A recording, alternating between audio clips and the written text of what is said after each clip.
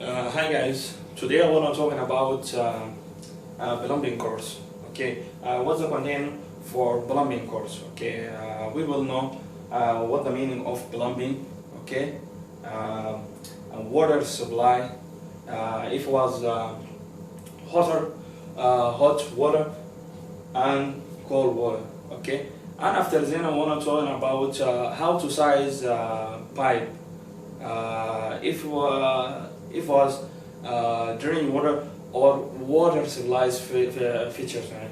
And after that, what the meaning of features units? Features units I mean bath tube, shower, paper, and whatever. These items we will talk about these items full of details in next times. Okay.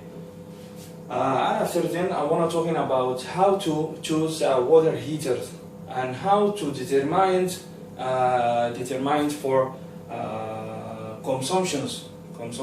Okay. Yeah.